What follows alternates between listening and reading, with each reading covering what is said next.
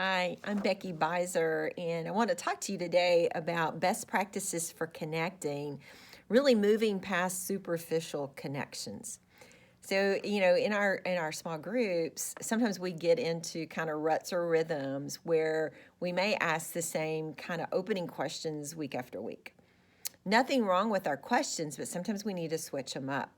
A lot of times we'll ask, well, what's been happening in your life this week? Catch us up. What prayer requests do you have? And those are great. And sometimes people, especially when you have a new group forming, they know what to expect week after week, which can be good at first to connect. But then as we've been meeting for several weeks, it's really great to switch up our questions because we get below the surface. Otherwise, it's kind of the same thing, and we want people to think deeper. So to ask questions that make them really think gives us a little bit more of them so our connections can be deeper.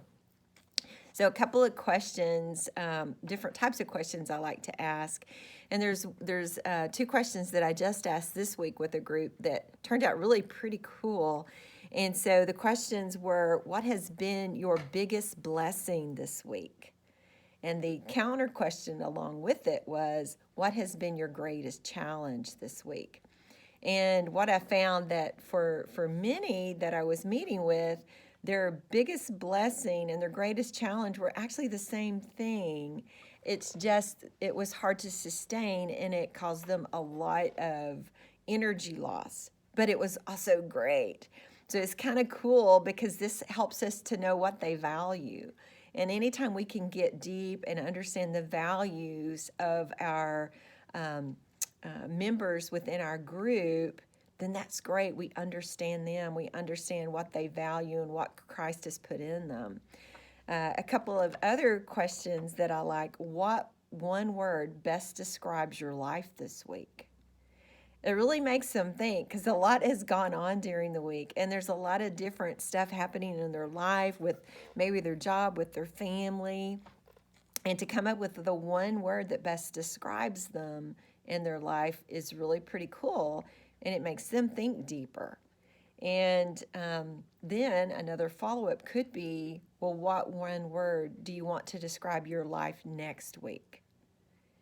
And that way we know even how to pray for each other better. We can kind of help people learn to process deeper. And so if we can connect a little deeper and not be superficial, then it will help us in our connections. But of course, along with this is listening deeply. And so as leaders, when folks answer these questions, it's great to have a pen and paper to jot them down. So many times we can refer back to them within that same week's lesson, or maybe even the following week. So I hope this is helpful for you, and hey, keep connecting and keep going deep. Bye-bye.